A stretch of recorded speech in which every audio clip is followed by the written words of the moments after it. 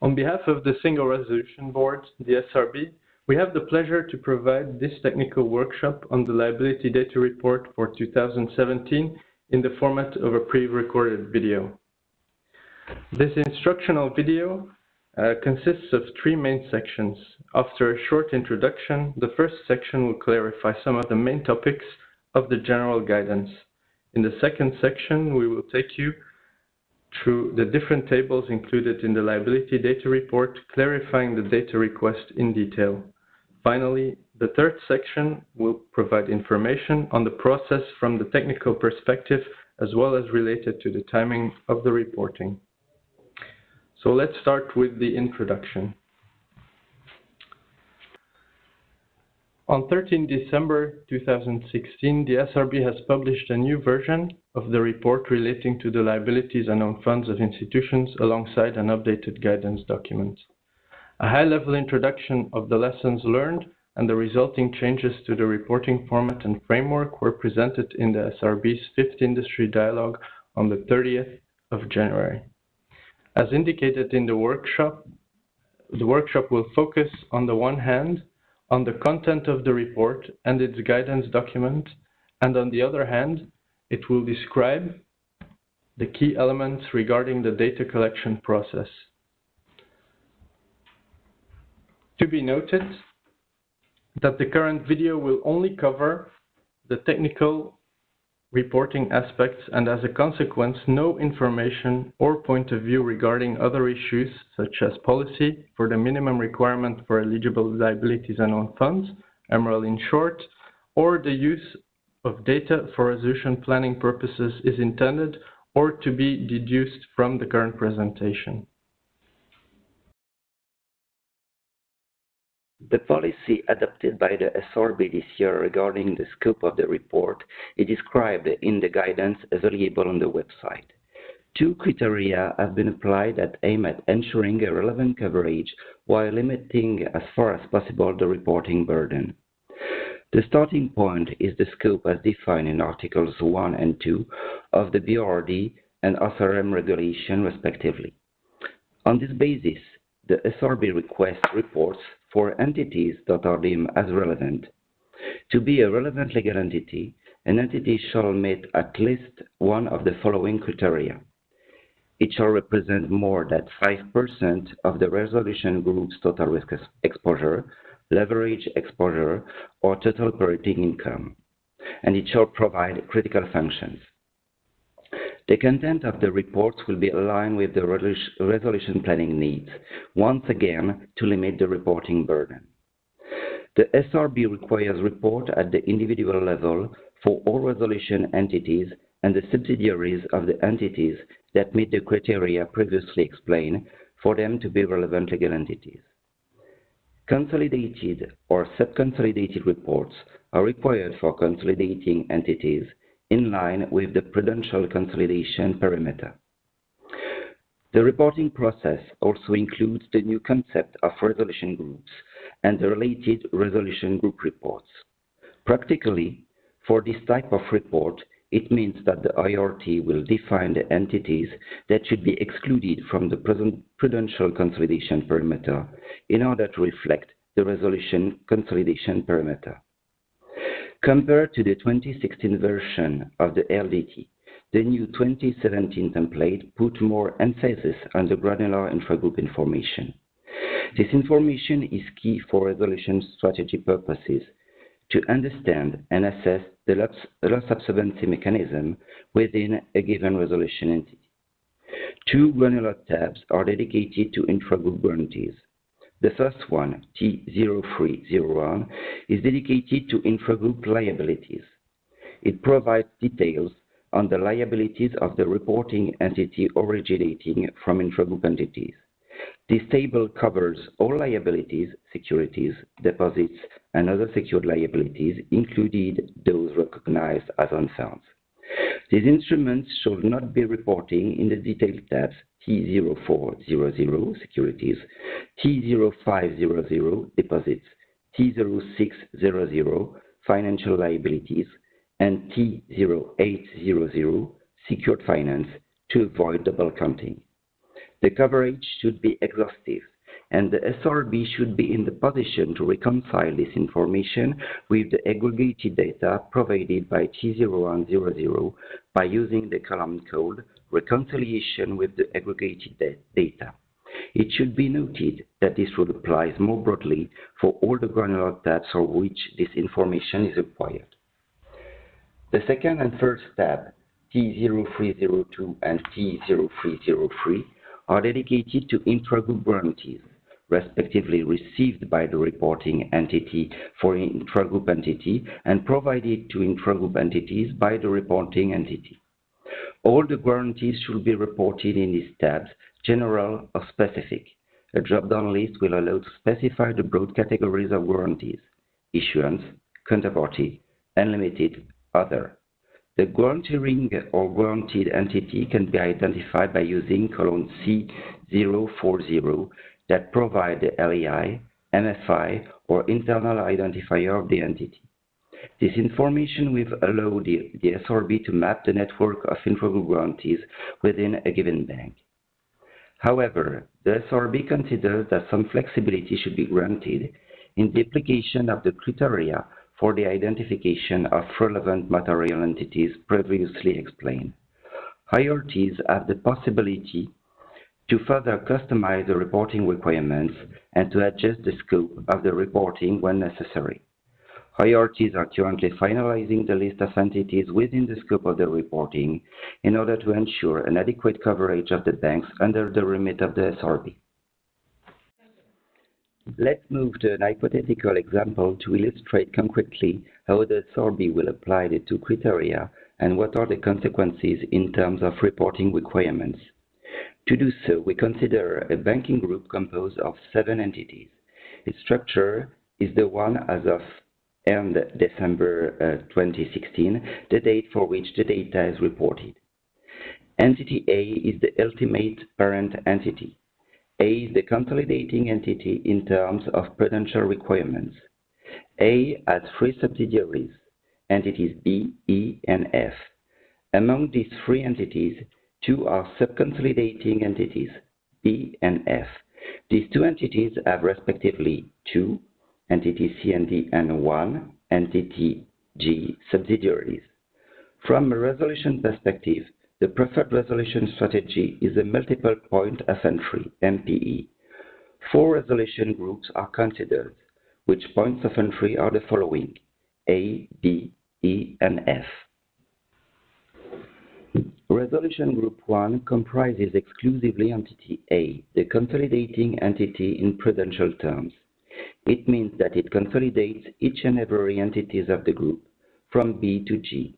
In this respect, both an individual and consolidated LDTs are expected, covering the liability structure T0100, unsounds T0200, and intragroup information T0301 to T0303. In addition, A is a point of entry of the MPE strategy.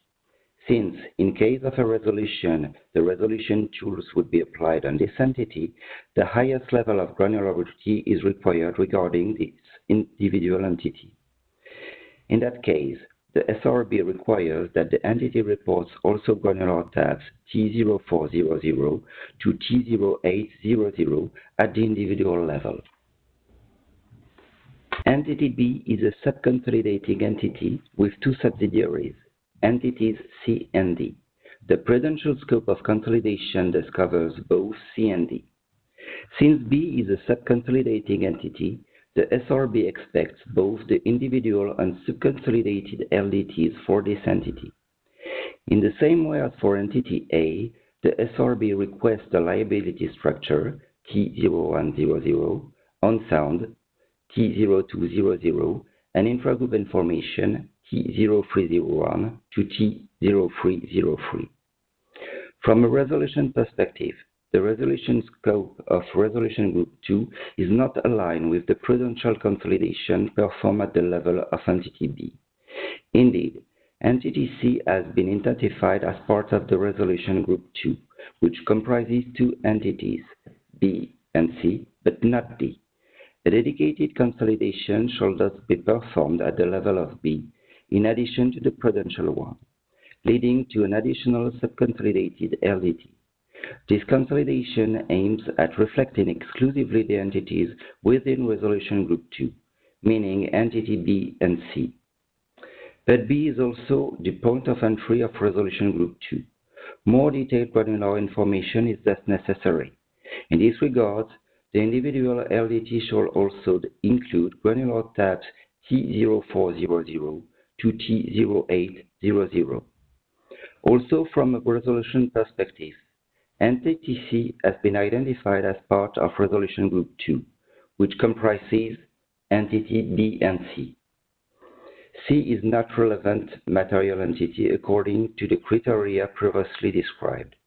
No additional information is thus required regarding C, since the subconsolidated reports will be sufficient for resolution planning purposes. Entity D is not part of any resolution group. It could be resolved through normal insolvency proceedings. Information provided by tab 0100 to 0300 at the individual level is thus sufficient. Entity E is in a similar position as entities A and B, in the sense that it is the point of entry of the MP strategy. As a consequence, in accordance with its point of entry nature, the full set of information shall be provided, thus tab 0100 to 0800 at the individual level. However, this entity does not have any subsidiary and is thus not a consolidating entity. Resolution Group 3 comprises only entity E. No further reports are thus required. The last resolution group, Resolution Group 4, comprises two entities. Entity F, which is a consolidating entity, and its subsidiary, entity G. F is point of entry of the MP strategy, and G is a relevant legal entity. The scope of prudential consolidation is the same as the scope of resolution consolidation. A unique subconsolidated LDT is sufficient at the level of entity F. This entity shall also report an individual LDT covering all the granular tabs. An individual LDT is expected for entity G. The granular information provided by tab 0400 to 0800 not being required since this entity is not a point of entry of the MP strategy. Let's sum up the requirements. An individual LDT covering tab 0100 to 0303 is required for each relevant legal entity. An extended individual LDT comprising tabs 0400 to 0800 is required for each point of entry of the resolution strategy. A consolidated or subconsolidated LDT, in terms of prudential consolidation, is required for each consolidating entity, covering tab 0100 to 0303. An additional consolidated or subconsolidated LDT, comprising also tab 0100 to 0303 only, is required when the prudential scope of consolidation is not aligned with the resolution scope of the underlying resolution group. The quality of information is obviously very important, as this data will be the basis of the work to be done on MREL and on the operationalization of the bail-in. We expect a minimum commitment from the senior management regarding the quality and the completeness of the data report to the SRM. The LDR guidance does not require any specific validation process like an external review by auditors. Each NRA has a leeway to require specific validation rules in its jurisdiction. In that regard, the practices in the different countries of the banking union are diverse. Consistently with the BRD, only the liabilities with a maturity higher than 1 year are eligible to MREL. For this reason, we request the banks to provide a maturity breakdown for the liabilities not excluded from the bail-in. The granularity of these breakdowns aims to provide information about the liabilities with very short-term maturities, less than 1 month, and also about maturities with a long-term maturity, which more than 2 years. So this is the reason why we have these different breakdowns here in the LDT. The assessment of the maturity should take into account the early reimbursement clauses. Indeed, in case of such a clause, the remaining maturity should be set on the basis of the first date at which such right arises. The LDT distinguishes 2 types of amounts to be reported for each liability. The carrying amount is the accounting amount reporting in the financial statements and in the FINREP. This amount is driven by the accounting framework relevant for each entity reporting the LDR. It could be IFRS or National GAAP. The outstanding amount is the amount corresponding to the claim that the creditors could file in case of insolvency. This amount indeed could depart from the accounting number in a number of cases. For instance, it could be the case for the liabilities measured according to the fair value option.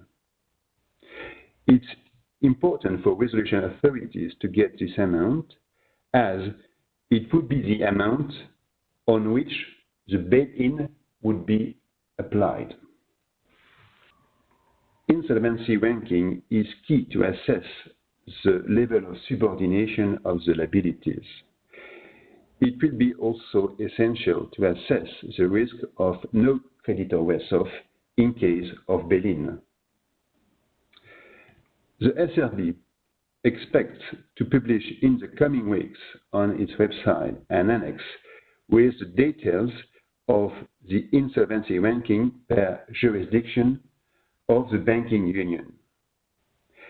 This annex has been designed to fill in the LDR and for the reporting to the SRB. It should not create any rights or obligations in case of legal action.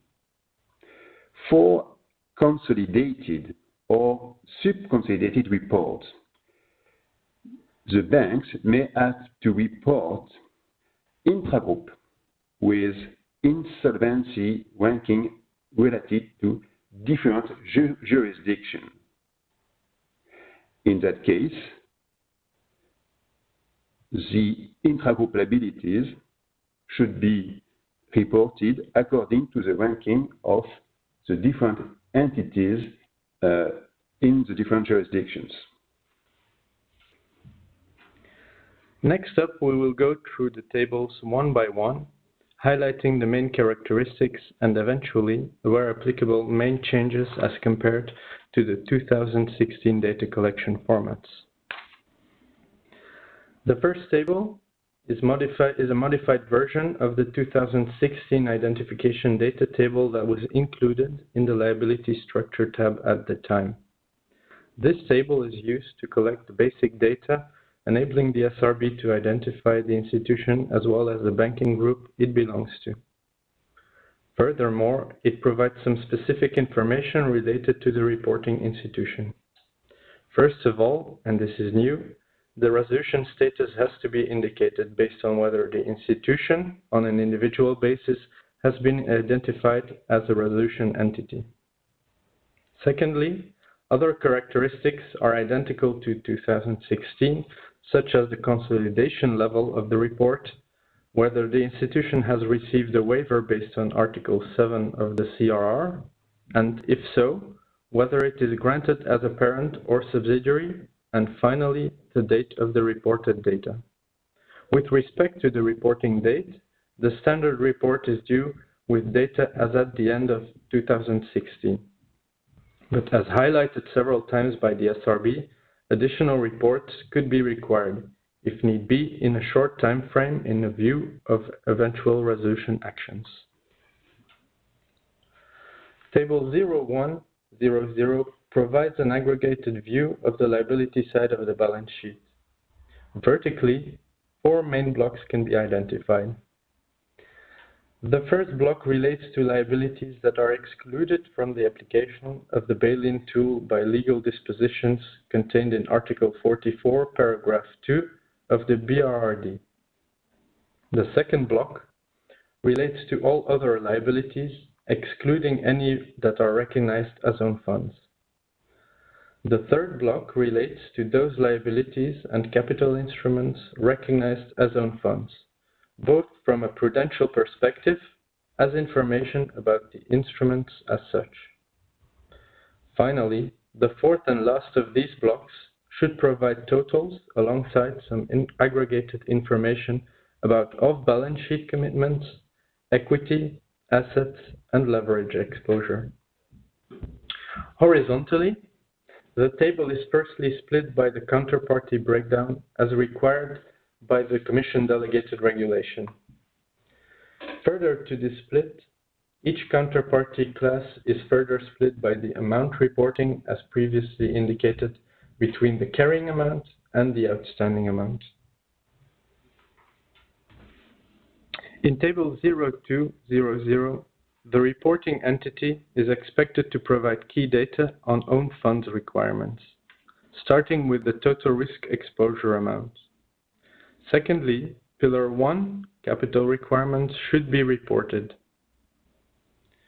Thirdly, come Pillar 2 requirements, where the reporting format has been aligned with the single supervisory mechanism's new SRB methodology.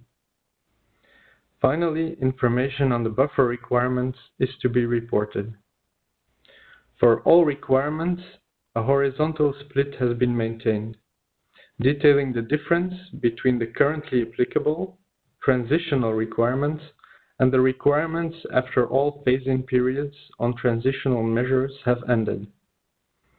All data regarding these requirements should be based on the latest available information available to the reporting entity. To this end, the formal notification of the requirements by the competent authorities shall be the only reference to be reported. For entities which do not have individual requirements, for example, when they have received waivers from their competent authorities, a contribution approach should be adopted for the total risk exposure amount and indicating any requirements that are still applicable notwithstanding the waiver. The 3 next tables under the label T03 are new and cover intragroup liabilities and guarantees. These interconnections between entities belonging to a single banking group are key in any resolution strategy, whether it is a single or multiple point of entry, since they will determine the loss absorbency mechanisms. Reporting entities shall include all liabilities from intragroup entities in this sheet rather than in the granular sheets on securities, deposits, financial securities, or secured finance that will be discussed in an instant. Derivatives do not fit into this structure and should be reported in the detailed table where it is included in the reporting requirements. To determine the scope of what has to be included in the intragroup counterparty breakdown, not only for the liabilities, but also for the next table on guarantees, entities should understand that these entities are all entities included in the accounting scope of consolidation of the ultimate parent entity. As such, while the liability data report is based on the prudential consolidation scope of a group, any of the prudential consolidations might still include intragroup liabilities and/or guarantees. This follows from the fact that from a prudential perspective, not all entities of a given group are included in the consolidation perimeter. A few common examples identified so far are insurance companies, some SPVs, and, depending on the jurisdiction, some types of financial intermediaries such as leasing companies. Subject to the definition of intragroup companies, all guarantees that the reporting entity has received have to be reported. Under guarantees are understood all guarantees, irrespective of their nature as being guarantees on individual liabilities, well-identified risks, liquidity, general guarantees, or any other type of guarantee. Likewise, the reporting entity shall report all guarantees it has conceded to entities included in the accounting scope of consolidation of the ultimate parent entity. While some guarantees might be reported by both the conceding and receiving entities, this framework is warranted provided the indicated difference between prudential and accounting perimeters, as well as the possibility that not all group entities included in the prudential consolidation perimeter might be required to provide a liability data report. In addition to the first three tabs, there are a series of granular tabs, as it was the case in 2016. As you probably saw, there are limited changes in this tab regarding the breakdowns. One of the main changes is that there is no open text anymore, but only drop-down menus for each of these tabs. The tab T4 is about securities. Securities are defined as fungible, negotiable financial instruments that represent a financial value irrespective of its actual specificities. These instruments could be either secured or unsecured. This year, we expect that all securities be reported, including capital instruments. There is no threshold anymore. The data have to be reported on the basis of the outstanding amount by counterparty. However, if the counterparties and their respective amounts are not available, for instance, if the instruments are traded on a platform, it's possible to report the data by group, by total issue size, and it's also possible to take into account the split by issuance dates. The tab T5 is about non-covered, non-preferred deposits with a maturity higher than 1 year. The scope of covered deposit is set by the national DGS.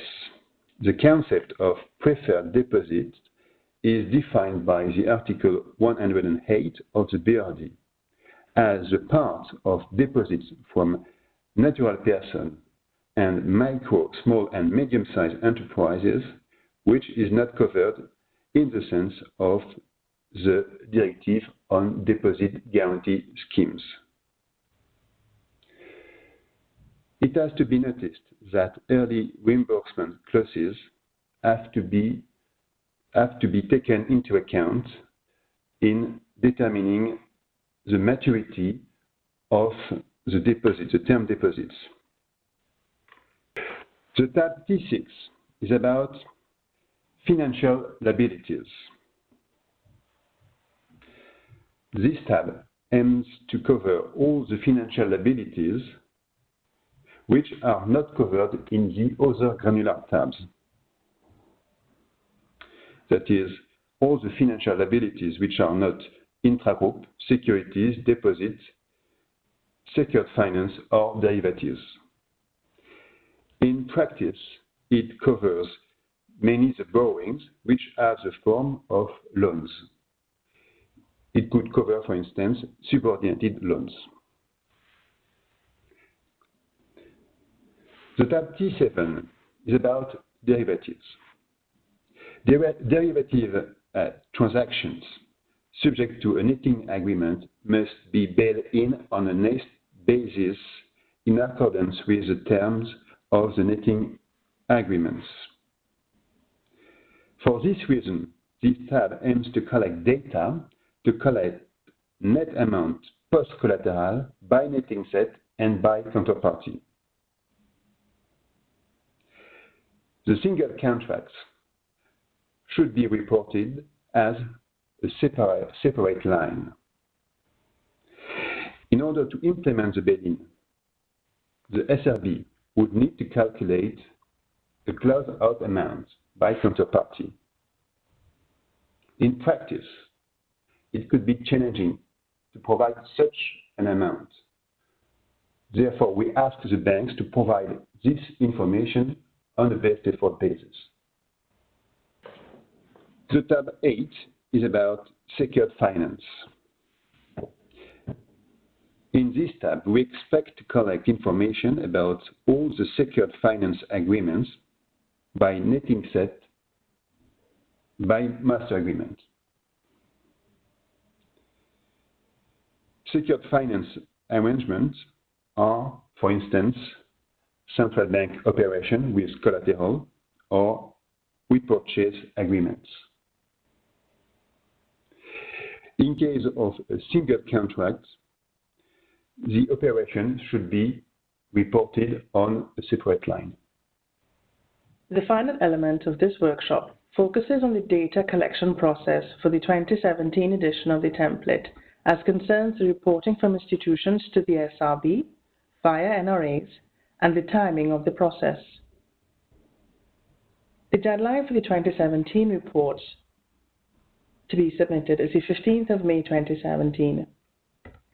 The SRB will be using XBRL, which represents Extensible Business Reporting Language and Design, in order to facilitate the data collection exercise from NRAs. In light of the tight planning for the rollout of the XBRL taxonomy for the 2017 LDT, the SRB will continue to enable institutions to send Excel files for their respective NRAs. The conversion of the files to XBRL will therefore be the responsibility of the NRAs in collaboration with the SRB. The details of the filing rules will be published on the SRB website by the end of March 2017. In terms of the timeline, the LDT template and related guidance was made available on the SRB website on the 13th of December. As of the 18th of January and until the 15th of February, the SRB will enable institutions to raise their questions directly via a functional mailbox. Please note that this address will no longer be used after the 15th of February. Institutions can, however, still send their questions directly via NRAs. With this, we can end this instructional video. First of all, thanking everyone for their attention, and more importantly, as indicated at the end of the presentation, encouraging you to send questions to the SRB mailbox listed in the presentation and here during the indicated period.